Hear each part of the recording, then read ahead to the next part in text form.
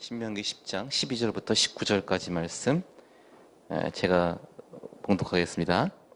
이스라엘아, 내 하나님 여호와께서 내게 요구하시는 것이 무엇이냐? 곧 내 하나님 여호와를 경외하여 그의 모든 도를 행하고 그를 사랑하며 마음을 다하고 뜻을 다하여 내 하나님 여호와를 섬기고 내가 오늘 내 행복을 위하여 내게 명하는 여호와의 명령과 규례를 지킬 것이 아니냐?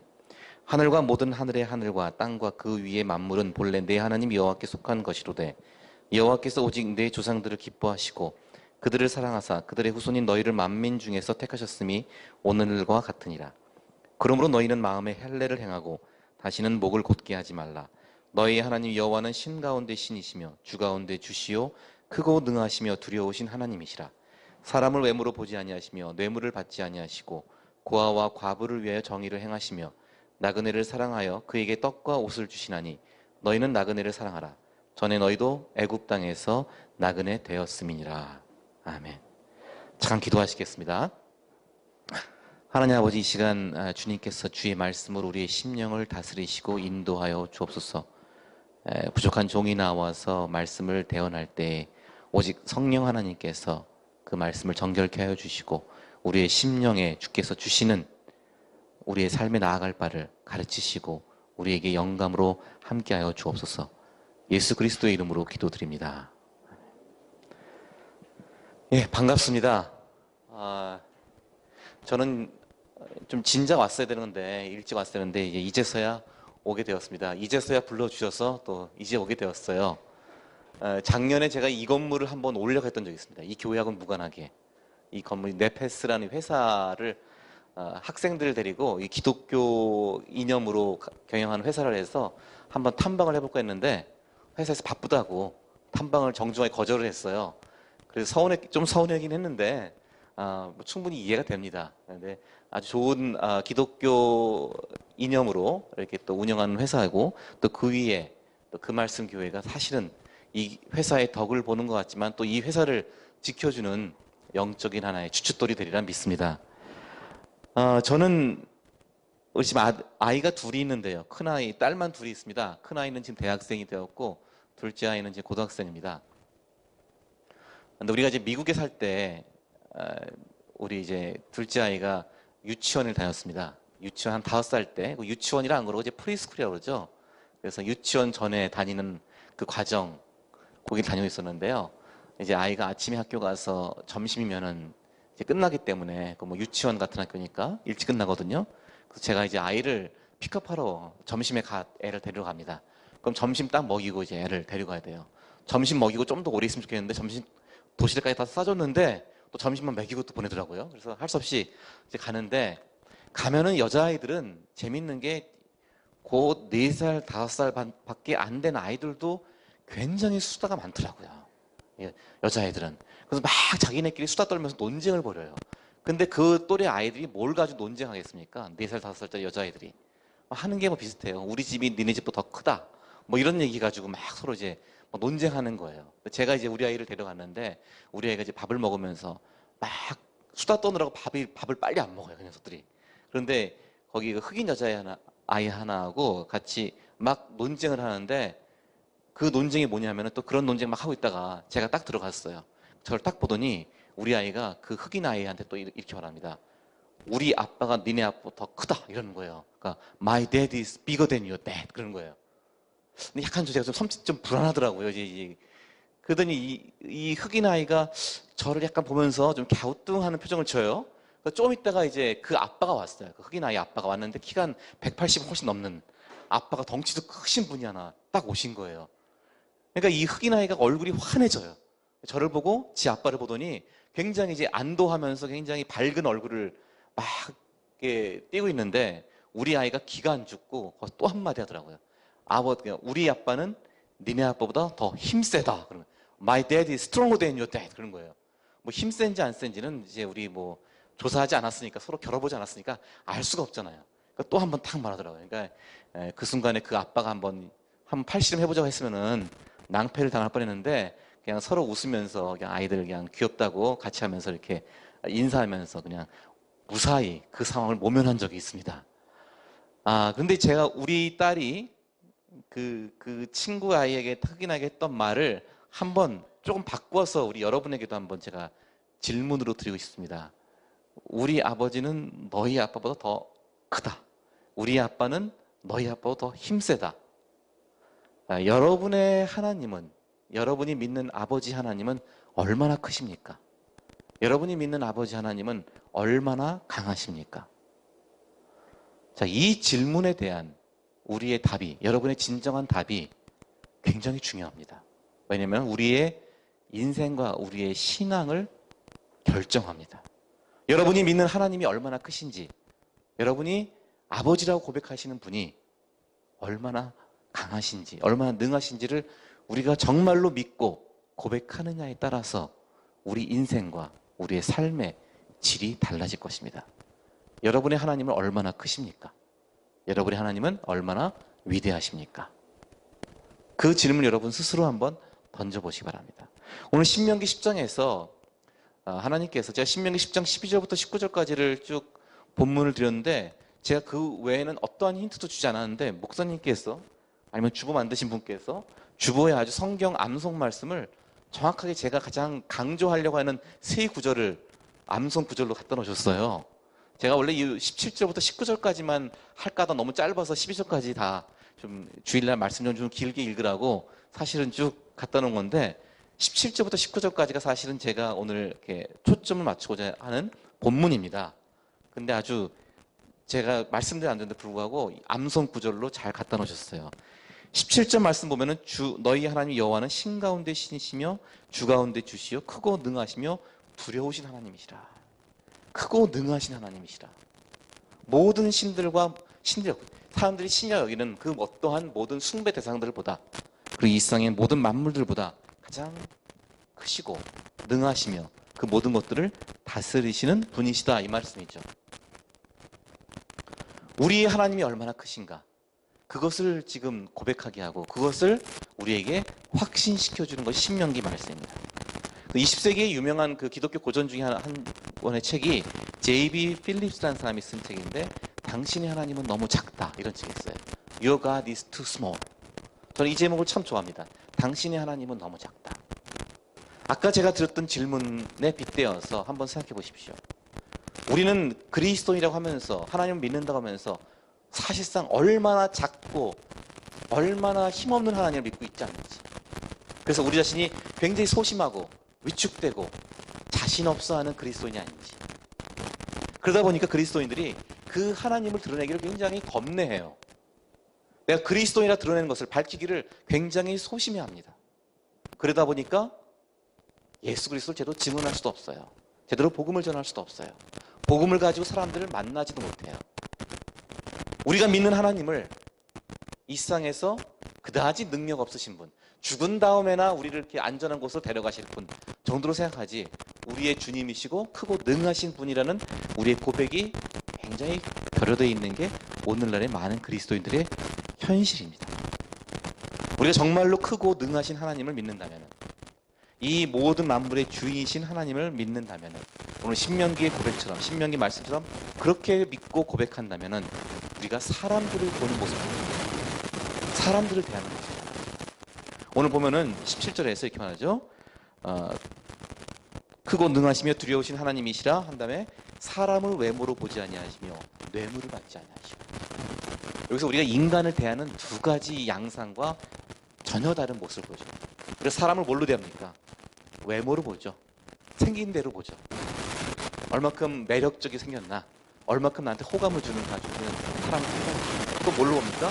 뇌물. 우리에게 어떤 이익이 있는가, 나의 이해관계가 얼마나 부합되는가에 따라서 우리는 사람을 대하죠. 이게 전형적인 현대 죄악된 세상에서 인간을 대하는 모습을 외모로 대하고 이익으로 대하죠. 우리가 크고 능하신 하나님을 믿는다면 여기에 우리가 사람을 대하는 우리의 태도가 달려있지 않습니다. 우리가 사람을 그 안에 있는 하나님의 형상으로 다른 사람들을 볼 수가 없습니다. 두려워하지 아니하고 주저하지 아니하고 다른 사람을 있는 그대로 존중하면서 사랑할 수 있는 마음이 우리에게 생겨납니다. 크고 능하신 하나님을 믿는다면 우리가 다른 사람을 대하는 우리의 모습도, 우리의 태도도, 우리의 관점도 바뀝니다. 다른 사람을 향해서 너그럽게 됩니다. 다른 사람을 향하여서 긍휼히 여기는 마음을 가지고 대하게 됩니다. 다른 사람을 대해서 그 하나님께서 그 안에 심겨주신 예수 그리스도의 형상 때문에 그것을 보고 사랑하게 됩니다. 그래서 하나님께서는 이 출애굽한 이스라엘 백성들에게 하나님이 바로 이렇게 크고 능하신 하나님이시기 때문에 그분은 사람을 뇌물로 보지 아니하시고 뇌물을 받지 아니하시고 오히려 가장 약하고 소외된 자들을 관심 갖고 그들을 사랑하시는 분이시다. 고아와 과부를 위하여 정의를 행하시며 나그네를 사랑하여 그에게 떡과 옷을 주신다. 전통적으로 고대사회에서 가장 약한 자들이 고아와 과부와 나그네입니다. 고아와 과부는 우리가 좀 이해가 되죠. 고아, 가장 어느 시대나 가장 약한 사람들이죠. 과부는 조금 오늘날까지 이해가 안 될 거예요. 과부도 뭐 돈 많은 과부도 많으니까, 능력 있는 과부도 많으니까 그렇게 와닿지 않는데, 고대사회에서는 여자가 전대적으로 남자에게 종속되어 있습니다. 그래서 과부라는 것은 자기를 부양해줄 이 보호자가 없는 사람이에요. 고아와 다를 바가 없는 사람이에요. 여자가 스스로 혼자서 자립해서 개인적으로 살아갈 수 없는 사회였어요. 그래서 과부도 아주 열악한 상황에 있는 사람들입니다. 고아와 과부. 또 하나 성경은 말하는데 나그네를 사랑하신다. 나그네에게 떡과 옷을 주신다. 자, 나그네도 우리가 언뜻 안 다가올 거예요. 나그네가 왜 하나님이 지켜주셔야 할 약한 자들인가? 오늘날 나그네와 고대의 나그네는 다릅니다. 오늘날 나그네들은 우리 뭐 여행 다니면서 나그네들이 뭐 크레딧 카드 가지고 다 긁으면서 뭐 호텔 가서 먹고 자고 다 할 수 있지만은 고대 시대의 나그네는 그렇게 할 수가 없습니다. 여러 가지 그 유랑 생활을 할 때 이 나그네라는 사람들은 거처가 없는 사람들.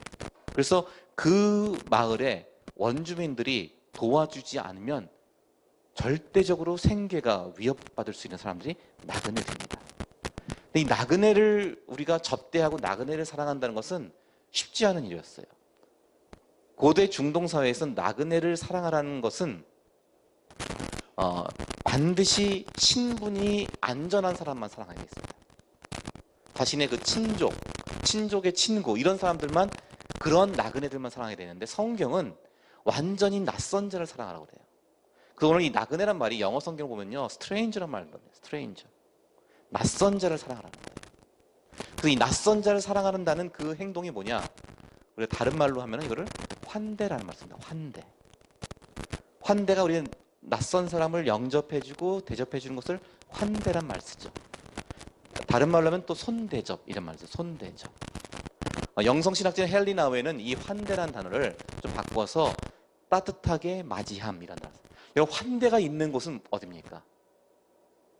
낯선 사람, 외지인들을 편안하게 내 공간으로 맞이해서 그들을 잘 접대해주고 대접해주는 곳, 그것을 우리가 환대라고 그러죠. 이 환대의 명령이 성경에서 굉장히 중요한 명령이에요. 오늘 여기 신명기 10장 18절과 19절에서도요 고아와 과부와 나그네를 사랑하라 하시는데 나그네 사랑에 좀 더 강조점이 찍혀요. 19절 말씀 보시면 뭐라 그럽니까? 너희는 나그네를 사랑하라. 한 번 더 강조하세요. 하나님께서. 그 이유가 뭡니까? 전에 너희도 애굽 땅에서 나그네 되었습니다. 너희도 애굽 땅에서 낯선 자였고 너희도 애굽 땅에서 연고가 없이 거처할 곳이 없는 그러한 자들이었다. 그러한 자들을, 그러한 나그네였던 이스라엘 백성을 누가 환대했습니까? 누가 사랑했습니까? 하나님이 사랑하셨어요. 하나님이 그들을 환대해 주셨어요. 하나님이 그들을 이집트의 바로의 압제에서 해방시켜 주시고 그들을 하나님이 약속의 땅으로 인도하시고 맞이해 주셨습니다. 그래서 이 환대의 명령은 하나님 백성들에게 가장 우선되는 명령입니다. 하나님의 속성이 원래 환대하신 하나님입니다. 우리를 환대하신 하나님입니다. 하나님이 이 땅을 다 지으시고 세상 천지 만물을 다 창조하신 다음에 인간을 환대하셨습니다. 예수 그리스도 안에서 죄짓고 원수된 우리를 하나님이 환대하셨습니다. 무조건적으로 환대하셨습니다. 그래서 이 환대는 하나님의 속성입니다. 나그네를 사랑하는 것, 낯선 자에게 관심 갖고 낯선 자를 돌보는 것이 우리 하나님의 속성이고 하나님의 성품이기 때문에 하나님이 그가 구원하시고 그의 백성 삼으신 우리에게 똑같은 명령을 주십니다. 나그네를 사랑하라. 왜냐? 이것이 바로 하나님께서 우리를 부르신 거죠. 이것이 바로 하나님께서 우리와 나누기 원하시고 공유하기 원하시는 하나님의 성품입니다. 나그네, 낯선 자를 사랑하죠. 성경을 한번 이 관점에서 보세요. 하나님이 가장 귀하게 여기신 사람들이 다 이 나그네를 사랑한 자들. 아브라함이 상수리 나무 아래서 낯선 사람 3명을 영접했죠. 천사였어요. 그리고 아브라함의 집에 이삭이 곧 출생할 것이라는 수태봇이 명년에 사라가 아들을 낳을 것이다. 나그네를 잘 영접하고 낯선 자를 잘 돌보면은 하나님의 은총이 임하는 통로가 돼요. 우리 엘리야, 선지자 엘리야와 엘리사를 환대한 이들, 바로 사르밧 과부, 수넴 여인, 그 집안에 자식이 생기고 그 집안에 가문의 경제 기반이 바뀝니다. 마태복음 25장에서도 마지막에 예수님께서 말씀하실 때 마지막 심판 때 양과 염소를 가르는 기준이 뭡니까? 그것도 한마디로 말하면 환대. 우리가 얼마큼 나그네를 사랑했는가, 낯선 자를 돌봐주었는가. 히브리서 13장에서도 믿음에 대해서 쭉 열거한 다음에 히브리서 13장 2절에서 이 믿음을 어떻게 실천할 것인가. 너희 손님 대접하기를 잊지 마라. 부지 중에 천사를 대접한 자가 있느냐. 그리스도인의 하나님 백성의 가장 우리가 하나님을 닮아서 실천해야 할 그 명령은 뭐냐? 바로 환대의 명령. 이 환대, 나그네를 사랑합니다. 오늘날 나그네가 누구입니까? 고대 사회에서는 나그네가 낯선 자로서 그 이곳 저곳을 동네를 떠돌아다니는 떠돌이들이었어요. 유랑자들이었어요. 오늘날은 누가 나그네일까요? 오늘날은 누가 나그네일까요? 우리가 오늘 누가 나그네입니까? 누가 낯선 자입니까? 하면 이제 외국인 노동자들도 생각할 수 있고 여러 가지 또 무슨 정말 우리 사회에 온 나그네들을 생각할 수가 있죠. 그런데 현대 한국 사회에서는 사실은 우리 서로가 낯선 자가 되고 있습니다. 우리 서로가 낯선 자예요. 여러분 주변의 사람들, 여러분의 이웃들 얼마나 아십니까? 오늘 제가 뉴스를 아침에 보니까 우리나라 사람들의 지금 60%가 옆집 사람을 모른대요. 옆집 사람이 누군지 모른대요. 옆집 사람과 제대로 인사하고 이야기 나눈 적이 없대요. 우리가 오늘 현대 도시사회에서 우리 서로가 낯선 자가 되고 있어요. 우리 서로가 나그네가 되고 있어요. 이러한 우리 사회 속에서 여러분 한번 나그네를 사랑하라는 하나님의 명령을 한번 생각해 보시기 바랍니다. 이 OECD에서 매년 그 행복 지수를 조사합니다. 행복 지수라고 우리가 이제 신문에서 발표하는데 정확한 말로는 Better Life Index예요. 더 나은 삶의 지수 조사를 합니다. OECD에서 매년 조사를 하는데 우리나라 보통 몇 위 합니까? 거의 하위권이에요. 최하위권. 한 36개국 조사하면은 종합 한 30위 정도 해요, 우리나라가. 그래서 우리나라가 행복하지 않다는 거 다 알아요, 사람들이. OECD 국가 중에서. 근데 무엇 때문에 행복하지 않은가가 중요해요. 그 OECD 조사한 거, OECD 홈페이지 가면 그게 쭉 나옵니다. 여러 항목들이 있어요. 그 나라의 행복 지수를 점검하는 여러 항목들이 있는데 그 중에서 우리나라가 가장 꼴찌, 아주 완벽한 꼴찌를 항상 하는 게 있어요. 뭐냐면은 공동체 지수입니다. 공동체 지수. 공동체 지수는 뭐냐면 내가 힘들고 어려울 때 의지할 사람이 있는 거예요. 거기서 우리나라가 36개국 중 2015년도에 36위입니다. 완전 꼴찌예요. 지금 우리 사회가 굉장히 이거 심각한 상태 아닙니까? 우리가 둘의 향약 품앗이에서 굉장히 인간관계가 이웃 간의 관계가 견고한 나라라고 생각했는데 완전히 지금 망가졌어요. 완전히 붕괴되었어요. 특히 경제적인 수준이 소득이 낮을수록 더욱더 의지할 사람이 없다고 그래요. 지금 우리 사회의 가장 큰 병, 서로가 서로를 외면하고 지금 각자 도생한다고 그러죠. 혼자 알아서 살아야 되는 사회. 힘들고 어려울 때 같이 대화 나눌 사람이 없다는 거예요. 같이 함께 나에게 아까 우리 짐 엘리엇 이 동영상에서 했죠. 그 무슨 쪽이죠? 와다니족인가요? 네. 나는 당신의 친구입니다. 진실한 친구입니다 하는데 정말로 친구가 없다는 거예요. 사람들이. 이런 사회 속에서 우리가 나그네를 사랑하라는 이 하나님의 명령을 다시 한번 기억해 보시기 바랍니다. 환대의 명령을 다시 한번 오늘날 우리 삶 속에서 어떻게 적용해야 할지를 한번 깊이 생각해 보시기 바랍니다. 이 환대의 행위가, 환대의 실천, 낯선 자에게 관심 갖고 낯선 자에게 말을 걸고 낯선 자에게 손을 내미는 이 행위 하나가 인간을 엄청나게 바꿉니다. 이것이 바로 그리스도의 하나님께서 그리스도 안에서 우리에게 보여주신 그 하나님의 모습이기 때문에, 바로 이웃을 사랑하라는 그 말씀이기 때문에 이 작은 실천 하나가 우리의 삶에서 혹은 우리의 환대를 받는 낯선 자의 삶에서 어마어마한 변화를 일으킵니다. 이게 잘 표현된 작품이 하나 있어요. 무조건적인 환대를 통해서 한 인생이 위대하게 변화된 이야기가 있습니다. 뭡니까? 여긴 예술의 전당 바로 앞에 있으니까 좀 문학적 예술적 소양이 높으리라 생각하고 제가 바로 힌트 안 주고 제가 그냥 질문할게요. 딴 데 가서 제가 힌트를 주는데 뭡니까? 이 무조건적인 환대의 실천을 통해서, 경험을 통해서 한 인생이 위대하게 급진적으로 바뀐 이야기가 있어요. 레미제라블이죠. 레미제라블이 뭡니까? 그 장발장이 그 조카를 위해서 빵 쪽 하나 훔쳤다가 가중처벌을 받아서는 19년 동안 감옥에 있다 가석방이 되었습니다. 이 장발장이 가석방이 되어서 디뉴, 이탈리아인 디뉴란 마을을 옵니다. 그 디뉴란 마을에서 그 사람이 가석방된 신분을 알고 사람들이 다 그를 배척합니다. 여관에서 받아주지 않았고 식당에서도 안 받아줘요. 그를 다 내쫓습니다.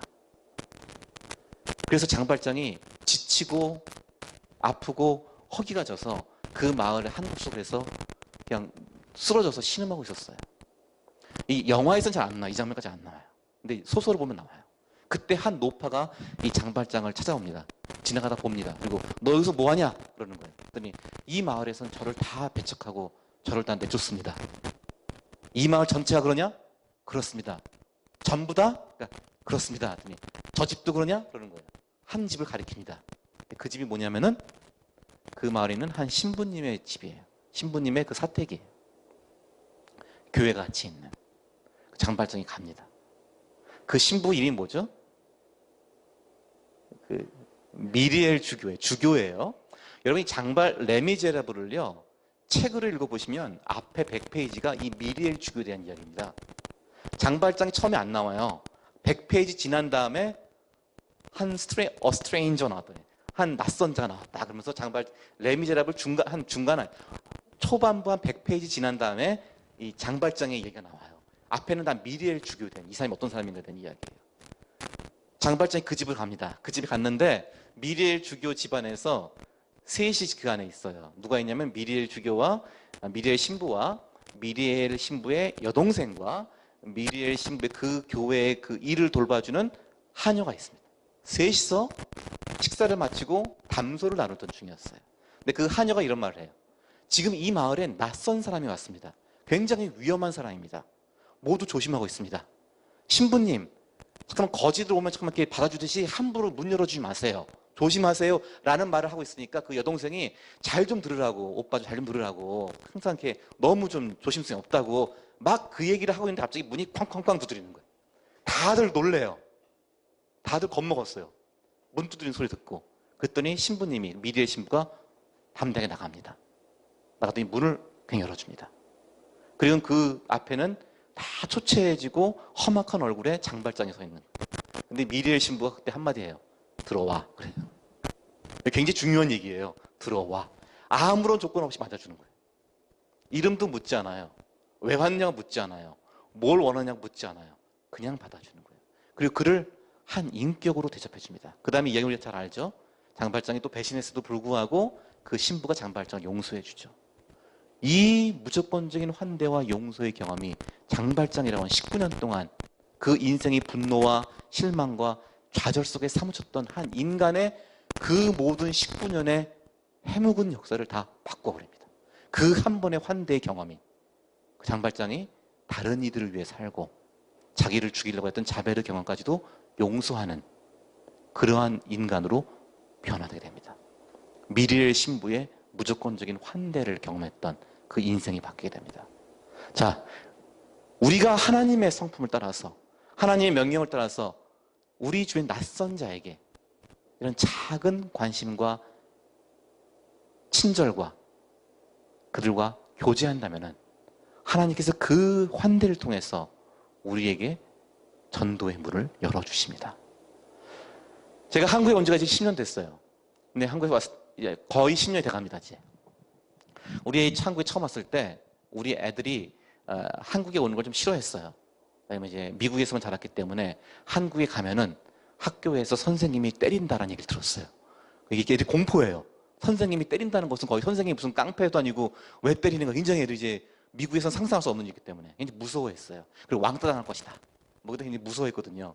그런데 이제 우리가 아이들을 설득해서 한국에 왔습니다. 우리도 걱정을 많이 했어요. 한국에 와서 이 아이들이 잘 적응할 수 있을까? 우리 형편에 뭐 사립학교나 외국인 학교를 보낼 수도 없는 형편인데 한국에 와서 이 아이들이 제대로 미국에서만 살던 애들이 적응 잘할 수 있을까? 굉장히 걱정했고 많은 사람들이 비관했습니다. 얼마 먹고 다시 돌아올 것이다. 비관했어요. 그런데 우리가 한국에 오기 전에 먼저 오신 선교사님께서 정보를 주셨는데 한국에서도 귀국자 자녀반을 운영하는 공립학교들이 있는 거예요. 외국에 살다 온 아이들만 특별학급으로 운영해주는 공립학교들이 있는 거예요. 그래서 우리가 그걸 알고는 마침 그 학교가 우리 또 친척들이 많이 사는 곳에 근처에 있었어요. 그래서 그곳에 아파트 전세를 얻고 우리 아이들을 그 학교를 보냈습니다. 우리 애들이 적응을 참 잘했어요. 공립학교에서 귀국자 자녀반이 있어서 외국 살다 온 아이들끼리 오전에는 같이 그 반을 운영해주고 오후에는 또 자기 반이 있어서 가서 이렇게 왔다 갔다 하면서 한국 학교 적응하는 과정을 학교에서 이렇게 제공해 주는 겁니다. 몇 개 학교가 있어요. 많진 않아요.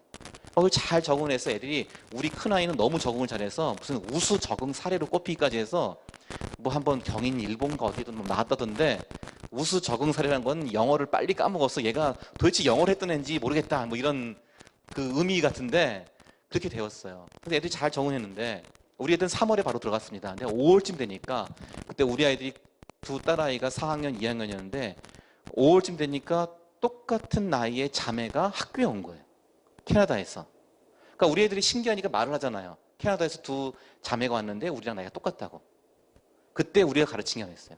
환대를 가르쳤어요. 하나님은 낯선 자를 환대하는 사람들을 가장 예뻐요. 그래서 너희가 처음 학교 갔을 때 어땠냐? 굉장히 무서웠대요. 그 아이들도 똑같은 상태다. 너희가 먼저 그들에게 말을 걸고 친구가 되어줘라 해서 카드를 써서 카드에다가 이렇게 5가지 자기에 대해서 쓰고 그리고 이걸 누가 가르쳤는지 제가 가르쳤는지 제 아내가 했는지 지금 기억이 안 나는데 나중에 한번 확인해 볼게요. 누가 이걸 코칭했는지는. 내가 그렇게 해서 5가지를 너에 대해서 말하고 카드에 써서 보여주고 환영 카드를 쓰고 그 아이에 대해서 5가지를 알아와라 했더니 우리 아이들이 그대로 한 거예요. 그랬더니 그 집 어머니가 그 주말인가 그 다음에 전화가 왔어요. 너무 고맙다고. 우리 아이들이 학교에 이제 적응을 잘하고 있다고 지금.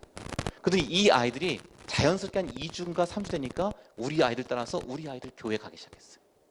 알고 보니까 교회를 한 번도 안 다녀요. 그래서 20하고 친하게 지냈습니다. 그 어머니도 가끔씩 교회 나오기 시작했어요. 이 아이들이 교회를 처음 나온 거예요. 난생 처음 나온 거예요. 우리 아이들 따라서. 교회를 나오기 시작했는데 알고 보니까 이 집하고 친하다 보니까 이 집에 그 아버지가 지금 캐나다에 계시고 엄마는 그 공무원이라서 과거 공무원 경험이 있기 때문에 공무원 근속 연수를 채우러 한국에 오신 거예요. 그 딸들을 같이 데리고 왔어요.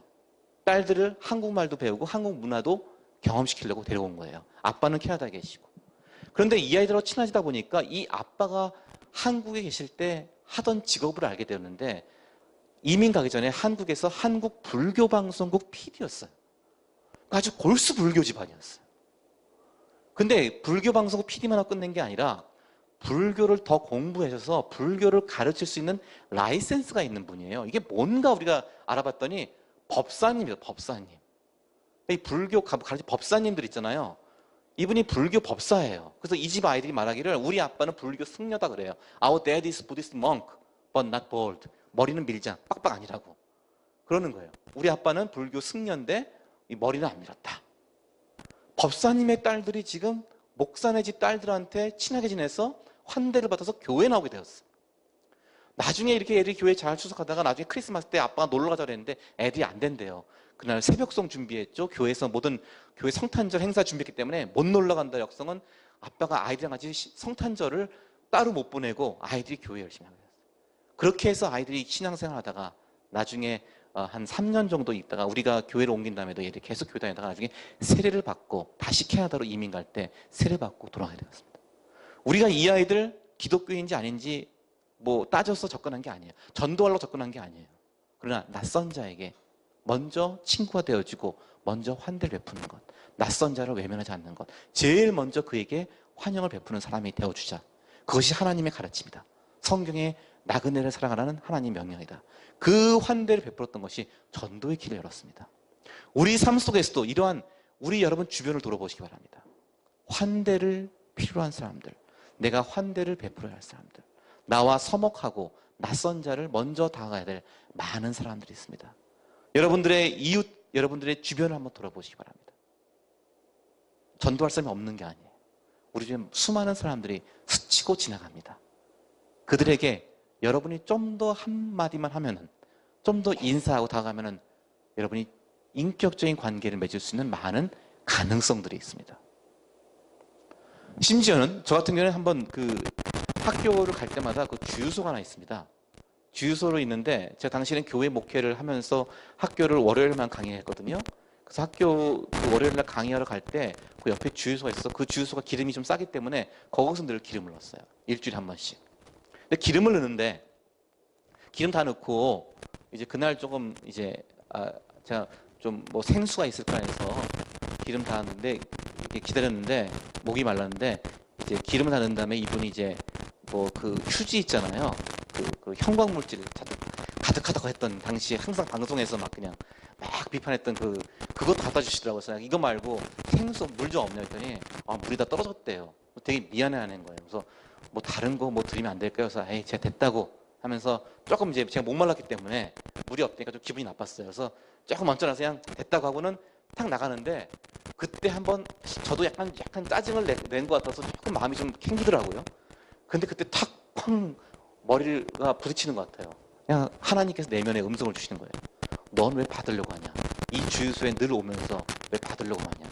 너는 줄 게 없냐? 그 말씀 제가 되게 마음에 반성이 되는 거예요.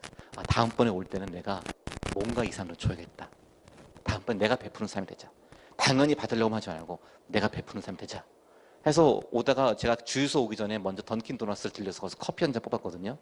그날은 제가 항상 보니까 두 분은 계신 것 같아요. 그래서 커피를 2개를 더 뽑았어요. 그 다음 주에. 그리고 그 주유소를 갔습니다. 갔더니 딱 기름을 이제 주문을 하고 기다리는데 커피를 이제 주려고 저도 이제 준비하고 있는데 마침 그날 주유소 직원분께서 저한테 커피 드릴까요? 이러는 거예요, 저한테. 그래서 아니요, 그 커피 마시고 제가 주는 커피 마셔보세요 하고 커피를 드렸어요. 던킨 커피를 드렸어요. 그때 이분이 깜짝 놀라는 거예요. 우리가 줘야 되는데 왜 이걸 저한테 주시냐고. 그동안 그 수고 많이 하시는데 좀 제가 주는 더 좋은 커피 맛 좀 보시라고 했더니 이분이 너무 황송해 하는 거예요. 그래서 너무 고마워하고 너무 황송해 하더니 그날 이제 주유소 기름 5만 원어치 넣으면은 원래 세차권 한 장, 무료세권 한 장 주는데 저 떠날 때 저한테 3장을 주시더라고요. 그러니까 우리가 베풀어도 손해보지 않습니다. 그 다음에 제가 이분하고 되게 친하지고 그 다음에 한번 기름을 넣으러 갔는데요. 이분이 저를 이제 알아보시는 거예요. 근데 제가 늦게 갔어요. 왜 한 6시인가 5시 넘으면은 그 세차장, 주유소 세차장 철물 내리잖아요. 내리는데 다 가니까 문 닫은 거예요. 제가 돌아가려 했더니 막 오래요. 그래서 문 닫았잖아요. 했더니 괜히 제 맘이래. 자기 맘이라 하면서 들어오시래. 다시 문 열었어요. 다시 문 저를 쭉 세차를 시켜주는 거예요. 그러면서 얘기를 해요. 제가 그때 얘기했어요. 제가 사실은 이 뒤에 있는 신학교가 있는데 거기 강의하러 오는 목사라고. 뭐 저를 숨길 필요 없잖아요. 제가 목사라고. 근데 항상 잘 이렇게 해주셔서 고맙다고 했더니 그러시냐고 하면서 저하고 얘기가 됐어요. 이분이 그 다음번에 자기 얘기를 하는데 자기 어머니도 교회 다녔대요. 저도 목사님이시냐고. 자기 어머니도 교회 다녔대요. 제가 지금 교회 안 다니는데 자기 어머니도 교회 다니셨다고. 그래서 제가 교회를 다니시라고 권면했어요. 자기도 그런 생각은 가끔씩 한다고. 그리고 얘기했는데 제가 이제 반성하는 건 뭐냐면은 그 다음에 이제 방학이 돼서 학교를 안 갔어요. 그 주유소 못 갔어요. 그래서 방학 끝나고 주유소를 다시 한번 가서 한번 그 아저씨 어떻게 지내시는지 한번 얘기해봐야겠다고 갔더니 주인이 바뀌어버린 거예요. 그 학생은 다 종업원이 바뀌어 학생은 다시는 못 보게 되었어요. 복음의 씨앗을 조금만 뿌리고 더 이상 제가 팔로우를 못했는데 그래서 좀 더 내가 관심 갖고 좀 더 적극적으로 그분께 가서 이야기하면서 전도할 걸 하는 그 반성이 있습니다. 근데 우리 삶 속에서 이러한 기회들이 많이 있어요. 여러분 돌아보세요. 여러분이 갖고 있는 많은 만남들이 있습니다. 제가 신학교 학생들한테 이 강의 이렇게 한번 얘기하면서 우리 안에 주변에는 우리가 환대를 베풀어야 할 이웃이 없느냐? 신학교 안엔 다 예수 믿는 사람만 있는 것 같은데 거의 경비 용역해 주신 분들이 교회 안 다니신 분들이 있어요. 신학생들이 항상 학교 오면서도 그분을 그냥 별 생각 안 하고 했어요. 다시 우리가 대하자. 그분들 우리가 환대를 베풀어야 할 나그네요 낯선 자들이다. 그래서 집중적으로 지금 그분 전도하려고 지금 학생들이 같이 우리가 친절을 베풀고 그분의 마음을 사고, 그분도 저한테도 가끔 제가 한번 식사를 대접하면은 자기 고민을 이야기하기 시작했어요. 우리 주변에서 그냥 스치고 지나가지 마시고 지금 서로가 남남이 되고 있는 사회 속에서 나그네를 사랑하는 하나님의 명령으로 그 하나님 말씀 우리 작은 삶 속에서 실천하시기 바랍니다.